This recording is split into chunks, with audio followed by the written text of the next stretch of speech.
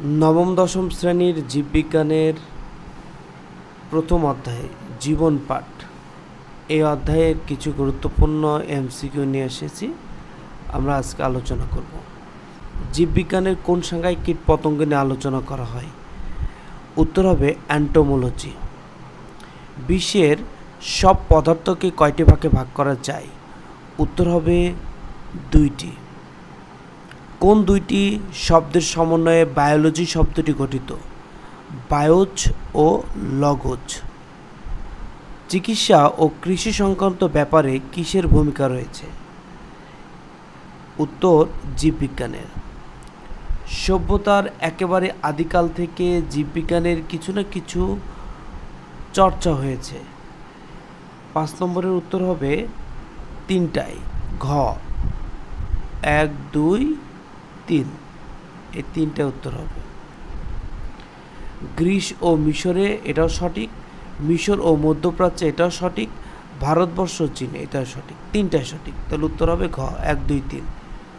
তত্ত্বীয় বিষয় নিয়ে আলোচনা করা হয় কোন বিজ্ঞানে?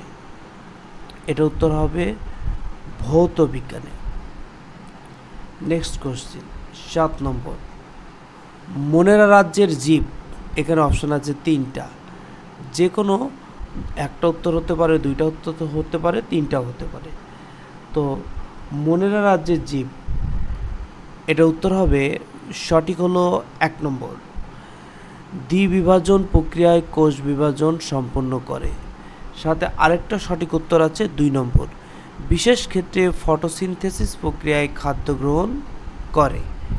তাহলে আমাদের 7-এর উত্তর হলো ক 1 আর 2।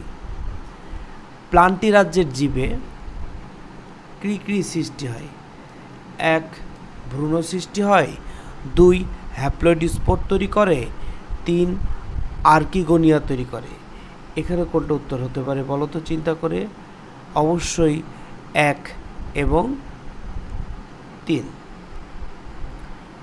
ভ্রূণ সৃষ্টি হয় এবং আর্কিগোনিয়া তৈরি হয়, 1 আর 3 প্লান্টি রাজ্যের জীব।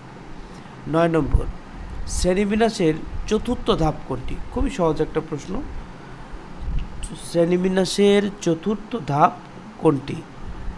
বর্গ, গোত্র, গণ, প্রজাতি, কোনটা হতে পারে বলতো? অবশ্যই উত্তর হবে ক বর্গ।